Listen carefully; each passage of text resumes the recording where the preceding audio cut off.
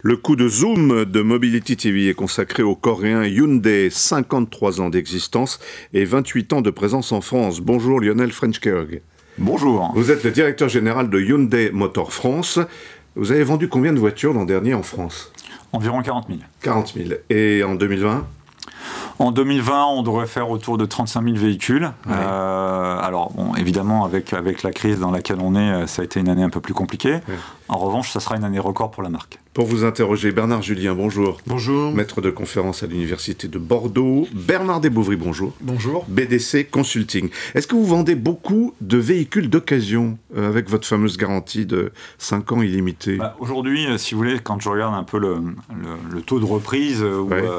On est à peu près à 7 ventes sur 10 qui sont faites avec une reprise. Oui. Et quand je regarde les volumes de ventes qui sont faites par mon réseau de distribution, on est quasiment à un véhicule d'occasion vendu pour un VN vendu. Oui. Donc oui. Il y a beaucoup d'occasions vendues qui ont encore la garantie constructeur. Absolument. C'est vrai qu'aujourd'hui, la durée de détention est autour de 5 ans, mais c'est vrai que la plupart de nos véhicules sont financés sur 4 ans.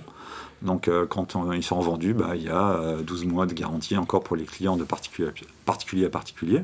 Quand on parle de nos véhicules qu'on met en location courte durée, qu'on récupère et qu'on revend aux clients, là on est sur 4 ans et quelques de garantie quand ils sont vendus. Alors je vais laisser la parole à mes partenaires, mais juste un mot, comment se présente la rentrée là, 2020 sous forme de Covid aigu, hein? Je veux dire, pour nous, plutôt de bonne manière. D'abord parce qu'on a pu profiter finalement de la reprise de l'activité avec la gamme de la marque qui est très électrifiée. On va en parler. On va la détailler. Donc ça s'est plutôt bien passé. Et en plus, on lance beaucoup de nouveautés produits sur cette fin d'année qui doit aussi nous aider à faire une belle année. Ouais. Bernard Julien, peut-être une question? Oui, donc effectivement, vous faites partie de ce qu'on appelle en France les importateurs. Hein, donc c'est une bagarre assez dure entre de multiples marques, au fond. Cette année, hein, après des années qui n'ont pas toutes été faciles, vous êtes en train d'aller chatouiller des Fiat ou des marques très, très installées. Ma question, c'est comment est-ce que vous expliquez que cette installation longue et lente et chaotique de Hyundai soit en train finalement de se transformer? C'est d'ailleurs assez vrai aussi de Kia, quoi, hein, pour des raisons, enfin, ce sont deux marques un peu jumelles, quoi, hein, sœurs. Et donc moi je note qu'évidemment vous êtes à presque un 5e d'électrique, si j'ai bien vu les chiffres, quoi. Est-ce que pour vous le booster ça a été l'électrique ou bien est-ce qu'il faut aller chercher aussi ailleurs? Je dirais, vous l'avez dit, d'abord c'est un travail de longue haleine. Donc c'est vrai que améliorer la notoriété de la marque sur un marché comme le marché français, c'est plus compliqué. Beaucoup de constructeurs domestiques qui sont mes concurrents directs, un marché d'Europe de l'Ouest qui est extrêmement concurrentiel, donc ça prend du temps. Donc il y a cette inertie-là qui est importante et il y a tout le travail qu'on a fait depuis quelques années maintenant pour arriver à améliorer la notoriété de la marque, faire en sorte que ne serait-ce que les gens se posent la question de savoir si on prononce Hyundai ou Hyundai, ça veut dire déjà qu'ils connaissent la marque. Quelle est la réponse? C'est Hyundai. Merci. Donc ça veut dire déjà qu'ils connaissent la marque. Et ça, c'est déjà un gros travail et un gros investissement. Ensuite, je dirais finalement pourquoi maintenant on arrive à avoir ce niveau de performance. Et vous disiez, quand je regarde le positionnement de la marque sur les ventes à particuliers, par exemple, on est la 9e marque du marché français. Sur le marché des ventes aux sociétés, on est la 9e marque généraliste du marché français. Donc on est dans le top 10. Donc c'est effectivement une belle performance. C'est lié à tout le travail qu'on a fait avant, mais c'est aussi lié à la gamme, évidemment, parce qu'il n'y a pas de succès d'une marque sans de bons produits. Et c'est vrai que depuis maintenant 3-4 ans, on a lancé sur le marché, finalement avant un certain nombre de nos concurrents généralistes, nos véhicules électrifiés qui soient 100% électriques, hybrides ou hybrides rechargeables, ce qui nous a permis de commencer finalement à faire le travail de fond pour évangéliser les clients. Et c'est vrai qu'avec cette crise du Covid, où pour moi il y a une forme d'accélération finalement des aspirations des gens vers des voitures plus vertueuses, on a pu profiter de ça et tout de suite embrayer après la fin du confinement en massivement vendant notamment des voitures 100% électriques. Et je dirais, il faut toujours un peu de chance aussi dans une réussite. La chance qu'on a eue, c'est que jusqu'à présent, nos voitures électriques étaient fabriquées en Corée. C'est plus le cas maintenant parce qu'elles sont fabriquées en Europe. Où ça? En République tchèque.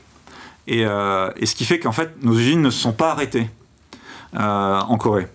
Et le pari qu'on a fait en tant que marque pendant le confinement, c'est qu'on a continué, nous, à approvisionner ces véhicules-là. C'est-à-dire que quand au milieu du mois de mars, on s'est dit qu'est-ce qu'on fait maintenant, comment va se passer la reprise, et personne ne savait vraiment.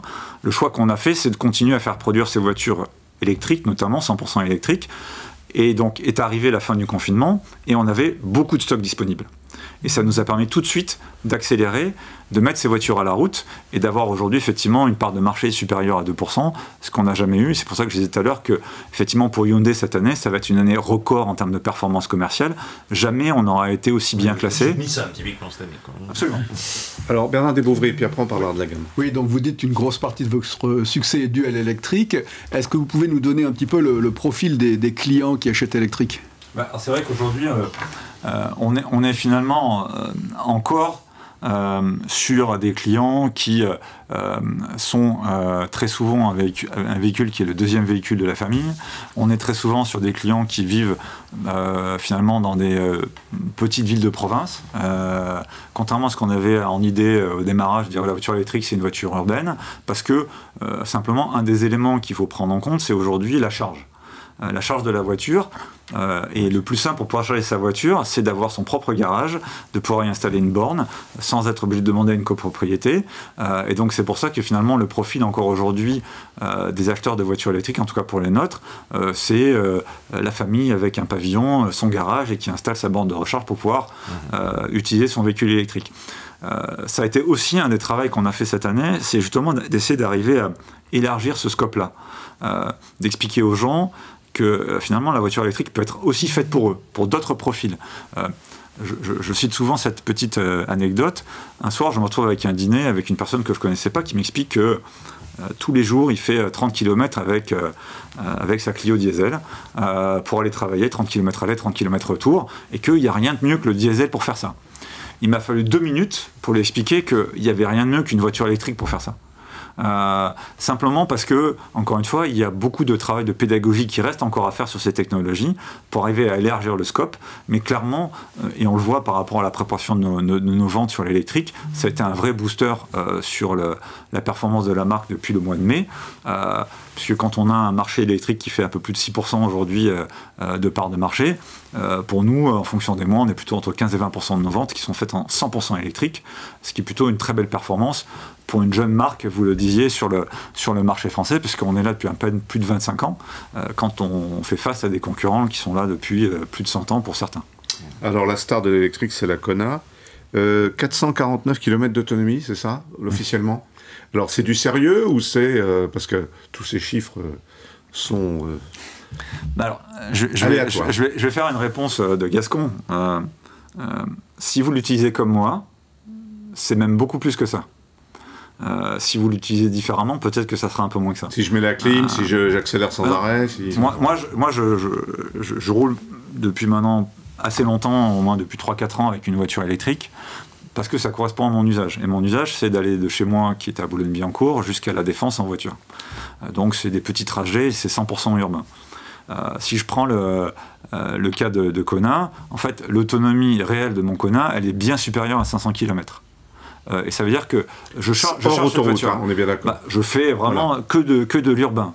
Et pour moi, c'est plus de 500 km, c'est-à-dire que j'ai une voiture que je ne charge qu'une fois par mois, et encore quand j'y pense. Et que vous ne chargez pas chez vous, que vous chargez... J'ai pas de garage, donc je la charge au bureau. Mais moi, je suis une typologie de client, je ne suis pas tous les clients. Bien Maintenant, si je reprends le cas de mon exemple de tout à l'heure, celui qui fait 60 km par jour en autoroute, probablement que lui, son autonomie, ça ne sera pas 449, ça sera peut-être que 380, mais ce n'est pas un sujet. Le sujet, on met souvent l'emphase sur l'autonomie des voitures électriques, le sujet, c'est le temps de charge et la capacité de charge. Le jour où on pourra utiliser une voiture électrique comme on utilise une voiture thermique, c'est-à-dire en faisant le plein à l'extérieur, et en n'ayant pas de soucis chez soi, et pas d'installation à faire chez soi ou au bureau, tout sera réglé. Disons que c'est pas tant ma capacité à avoir accès à une borne de recharge que le temps de charge. C'est-à-dire que... faire un plein, ça prend 3 minutes. Voilà. Donc là, vous n'aurez jamais une voiture électrique qui sera chargée en 3 minutes. Oui. Donc ça, c'est pas possible. Ça ne le sera jamais. En tout cas, dans les connaissances qu'on a aujourd'hui... Il est nécessaire que ce le soit, si vous voulez. Dès lors que vous avez un taux de multimotorisation en France qui est celui que l'on sait, c'est-à-dire que sur un parc que moi je chiffre aujourd'hui aux alentours de 40 millions, de voitures particulières, vous avez presque 15 qui sont des secondes voitures. Dès lors, la fenêtre de tir pour placer de l'électrique est quand même beaucoup plus large que ce qu'on veut bien dire. De surcroît, comme on le disait il y a un instant, on a voulu mettre l'électrique en ville, là où il n'y a pas de kilomètres, et donc là où il n'y a pas grand-chose à gagner financièrement, sur le plan hebdomadaire ou mensuel. Dès lors que les gens s'aperçoivent que l'électrique, c'est quand même ce qui permet d'éviter le gasoil quand on fait du 30 ou 40 km par jour, on a une fenêtre qui est encore plus large, quoi. Et comme il y a de surcroît des formules de location qui permettent éventuellement de faire des longs trajets avec des véhicules qu'on aurait loués, on a quand même encore pas mal de boulot. Et je pense que de grosses opportunités de croissance. Ce qui est important, c'est que on s'aperçoit que ce que les fonctionnaires faisaient mal, ce que les politiques faisaient mal, les vendeurs le font bien. Parce que les vendeurs de chez Hyundai, ils trouvent des argumentaires, ils trouvent des clients là où l'appel à réduire les gaz à effet de serre, etc., avait du mal à trouver des convaincus. Si D'ailleurs, dans leur argumentaire à vos vendeurs, est-ce qu'il y a la grande philosophie de la lutte contre le réchauffement climatique avant tout, ou est-ce qu'il y a des arguments très pratiques de base, c'est-à-dire... Il faut, quand on vend une voiture électrique, il faut lever un certain nombre de blocages. C'est-à-dire qu'il y a globalement, aujourd'hui, tous les clients aspirent à avoir une voiture plus vertueuse. Ça, c'est... maintenant, c'est assez rare d'avoir un client qui rentre dans une concession en disant je veux une voiture qui tâche, qui tue la planète. Donc ça n'existe plus. Donc il y a cette aspiration-là qui existe, mais la bascule vers l'électrique nécessite des explications. Je disais d'abord sur le prix, il y a eu un gros travail qui a été fait pour rendre ces voitures-là abordables. Ensuite sur l'autonomie et la charge. Et donc là, il y a un gros travail, notamment pour accompagner les clients dans comment je vais installer une station de recharge dans mon garage, dans ma copropriété, ce qui est souvent un peu plus compliqué. Et donc il y a ce travail-là d'accompagnement qui est nécessaire. Aussi expliquer finalement comment ça marche et comment sont recyclés nos produits. Et ensuite, ça c'est très rationnel finalement. Et ensuite il y a aussi un message c'est quand même fun to drive. C'est quand même amusant de rouler dans une voiture électrique. C'est-à-dire que c'est coupleux, c'est silencieux. Et c'est vrai qu'aujourd'hui, quand on roule à l'électrique, et moi j'ai le choix des voitures dans lesquelles je roule, revenir avec une voiture thermique, je vais être mal poli, ça m'emmerde. Ça m'emmerde, c'est bruyant, c'est pas coupleux. Et c'est vrai que ce travail-là de rationnel il doit être fait, mais on doit aussi expliquer aux gens que c'est plus sympa de rouler dans une voiture électrique que de rouler dans une voiture thermique. Bernard Desbourry. Oui, tout à fait. Et vous qui vendez donc une partie importante de vos véhicules en électrique, est-ce que les notions de garantie et de service après-vente interviennent dans le choix ? Je dirais que comme pour toutes les voitures, la notion de service après-vente est importante. C'est-à-dire que les gens aujourd'hui, en fait, ils n'achètent pas une voiture qui vaut 30 000 euros, 35 000 euros, mais même 15 000 euros sans savoir comment elle va être entretenue et où est-ce qu'elle va être entretenue. Donc c'est vrai que de manière assez simple, je dirais aujourd'hui quand ils viennent dans une concession, ils ont déjà l'assurance de savoir où est-ce qu'ils vont pouvoir la ramener et la faire entretenir. Après derrière évidemment notre travail à nous depuis 3-4 ans maintenant ça a été de faire monter en compétence notre réseau de distribution. C'est-à-dire que le choix qu'on a fait tout de suite au démarrage quand on a lancé Ioniq qui était notre première voiture électrique. Ioniq c'est votre marque électrique Tout à fait maintenant. Et qui était un modèle à l'époque et qui existait en électrique, en hybride rechargeable. Le choix qu'on a fait, c'est que 100% de nos distributeurs soient capables de la vendre et de l'entretenir. On n'est pas parti sur un réseau spécialisé comme ça peut être le cas pour certaines marques, puisque depuis le début on s'est dit l'électrification ça doit devenir une technologie de masse et le 100% électrique également. Donc on ne peut pas expliquer à un client que parce que finalement ils ne sont pas si nombreux que ça à acheter de l'électrique, ils peuvent l'acheter là et le faire entretenir là, mais pas dans la concession Hyundai d'à côté. Donc ça veut dire qu'effectivement aujourd'hui on a aussi cette forme de réassurance qui est importante vis-à-vis du client par rapport à la capacité à entretenir son véhicule, mais aussi par rapport à la garantie évidemment. Mais c'est aussi pour ça que, pour enlever aussi un peu cette psychose sur finalement l'obsolescence, on va dire, notamment des batteries, etc., on a des formes de location qui permettent effectivement de dire au client, bon, vous louez votre voiture sur 24, sur 36 mois, sur 48 mois, vous ne posez pas la question de savoir si la batterie sera bien ou pas, au final, on reprend la voiture, donc il n'y a pas de, encore une fois, il n'y a pas de blocage de ce point de vue-là. Encore une fois, les blocages, c'est plutôt ceux que j'ai évoqués. Est-ce que c'est dans mes moyens? Comment ça marche l'autonomie? Comment ça marche la charge? Est-ce que c'est vraiment écologique? Ça, c'est une question plus fondamentale aujourd'hui réellement que les problématiques de garantie ou d'après-vente. C'est-à-dire que est-ce que ma voiture électrique est vraiment écologique? Parce que on remet beaucoup en cause ça au travers de la fabrication des moteurs, etc. Il y a eu beaucoup d'échanges sur ce sujet-là et les gens se questionnent beaucoup. Ouais. Est-ce que, d'abord, la part de l'électrique dans vos ventes, c'est combien aujourd'hui en France? En commande, aujourd'hui, c'est autour de 20%. 20%. Et l'année dernière, c'était moins, etc. C'était 4 ou 5%. Enfin, et est-ce qu'il y a eu un coup de boost après le confinement sur l'électrique? Alors, je peux vous donner des références. Hein. Avant janvier, février, mars, on était, si je prends le cas de Kona électrique, on était sur un niveau de commande qui était autour de 400-500 voitures par mois. À partir du mois de mai, alors, je vais prendre le mois de juin qui a été un mois extraordinaire. On a fait 1200 commandes sur le mois de juin. C'est le mois du déconfinement. Donc c'était le mois de l'annonce aussi des aides du gouvernement, etc. Donc, il y a eu un effet d'accélération. Mais globalement, on le voit, j'irais dans le poids, mais pour nous comme pour nos concurrents, je veux dire, parce que on va dire que les gros concurrents généralistes, c'est PSA, enfin Peugeot et Renault. Bon, je crois que le patron de Peugeot a annoncé que 15% de leur portefeuille était électrique.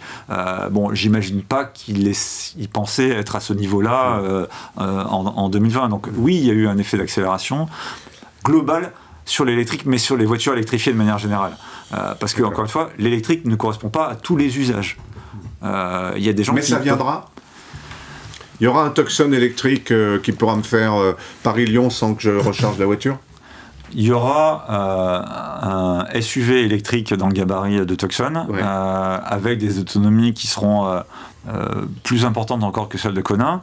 Mais il y a un moment d'équilibre. C'est-à-dire qu'il y a un moment où les voitures deviennent tellement grosses et nécessite tellement de batterie que ça devient contre-productif. SUV classique. Ça devient contre-productif d'avoir une voiture à batterie, électrique à batterie sur des gros gabarits. C'est pour ça que nous, on a Nexo, qui est notre véhicule hydrogène, parce qu'on pense pour ce type de gabarit de véhicule, le 100% électrique n'est pas complètement adapté, parce que finalement, pour tracter la voiture, j'ai besoin de grosses batteries, et que la grosse batterie rend la voiture encore plus lourde, donc finalement, ça rend la voiture pas très efficiente d'un point de vue autonomie. Vous avez vendu de l'hydrogène en 2020 là. En 2020, hein, juste là, c'est 9 premiers quasiment mois. Pas.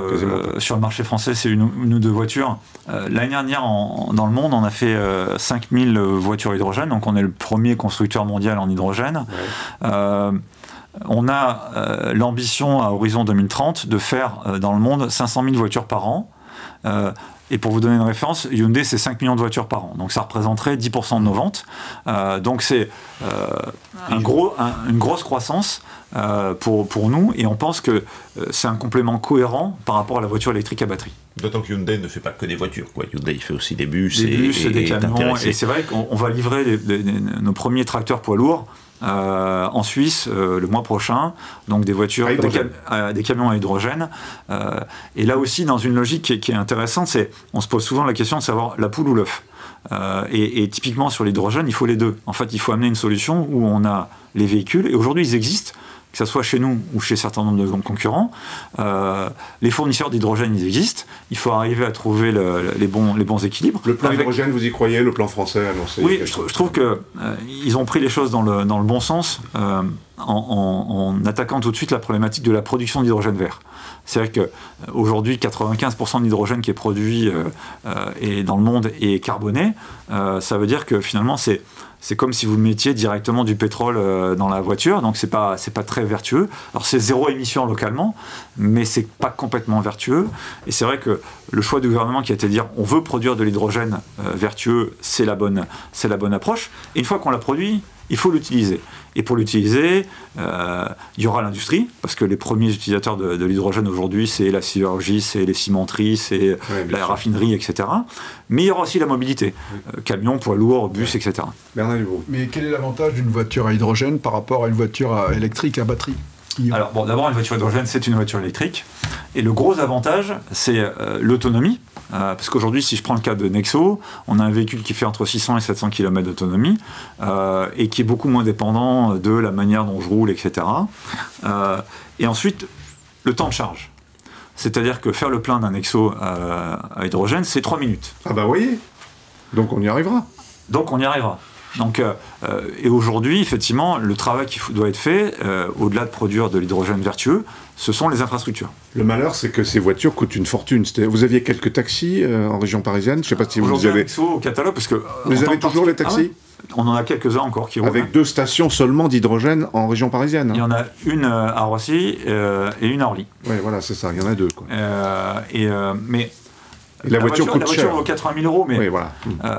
Si vous la comparez à un SUV équivalent hybride rechargeable, c'est pas plus cher. Donc, parce que c'est un gros SUV, parce que c'est une technologie vertueuse. Donc, c'est vrai que 80 000 €, c'est définitivement pas accessible à tout le monde. Mais il y a des gens aujourd'hui qui achètent des SUV hybrides rechargeables dans ces prix-là, dans ces gabarits-là. Donc, c'est une voiture chère, mais pas plus chère qu'un équivalent chez un concurrent. J'ai parlé de Tucson. Oui, vous vouliez dire un mot? Oui, non, la question que vous posez, celle du prix, c'est aussi la question de la profitabilité, quoi. Donc vous faites, vous, 80% de thermique encore, ou à peu près, 20% d'électrique. Quand vous êtes au siège à Séoul, on vous dit quoi sur... Est-ce qu'on vous pousse à en vendre encore plus, ou bien est-ce qu'on dit, finalement, plus vous vendez d'électrique, plus on perd d'argent, et ce serait bien que vous vendiez quelques Tucson diesel? Aujourd'hui, sur l'électrique, donc on a lancé la production de Kona électrique en Europe, et on a un véhicule qui est profitable. Donc c'est-à-dire qu'aujourd'hui, on n'a pas de frein au volume de vente sur ce type de technologie. Ce qui a été un frein à un moment donné, c'est évidemment la problématique de la massification, que ce soit la production des batteries ou la production des voitures. Mais je dirais ça maintenant, nous, comme un certain nombre de concurrents, on est lancé et la raison pour laquelle on fabrique en Europe, c'est que la capacité de production en Corée était plus suffisante, c'est aussi simple que ça, et que l'Europe est un gros marché pour l'électrique. Et le deuxième élément qui était à mettre en place, c'était la partie coût du recyclage, qui est aussi un élément important. C'est-à-dire qu'il y a 4-5 ans en arrière, on mettait beaucoup d'argent en provision pour pouvoir prévoir le recyclage des batteries notamment, et qu'on se rend compte aujourd'hui que c'est une filière qui peut devenir profitable au travers du recyclage des produits qui sont à l'intérieur de ces véhicules-là.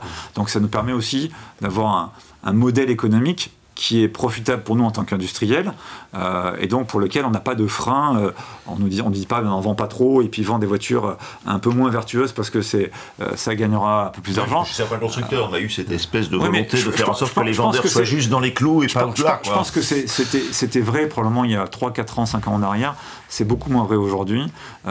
D'autant que nous et nos concurrents, au-delà des voitures 100% électriques, avec l'hybride ou l'hybride rechargeable, maintenant, on veut dire, il y a un grand nombre de voitures avec des batteries à l'intérieur. Absolument. Donc ça veut dire que la massification de la production de la batterie, elle est lancée. On arrive au terme de ce rendez-vous, malheureusement, parce que c'est passionnant de vous entendre, en particulier sur toutes ces problématiques hydrogène. Pourquoi est-ce que je devrais aller chez Hyundai plutôt que chez Kia? Ça sera le mot de la fin. C'est une bonne question. C'est confusant en plus pour la plupart des gens qui vous connaissent mal, ou se disent tiens, il y a 2 Coréens. Ah mais c'est la même maison, ah mais c'est les mêmes voitures. Oui, mais de la même manière que vous pourriez vous poser la question de pourquoi aller chez Peugeot plutôt que chez Citroën. Ah non, là il y a des styles différents. Oui, mais regardez aujourd'hui le Sportage qu'on va lancer par rapport, le Tucson qu'on va lancer par rapport au Sportage. Malenfourche. Comme j'ai travaillé pour les 2 maisons. Donc là aussi, c'est un travail de longue haleine d'arriver à différencier les 2 marques. Merci en tout cas d'être venu nous voir. Lionel French-Keogh, directeur général de Hyundai Motor France. Bonsoir.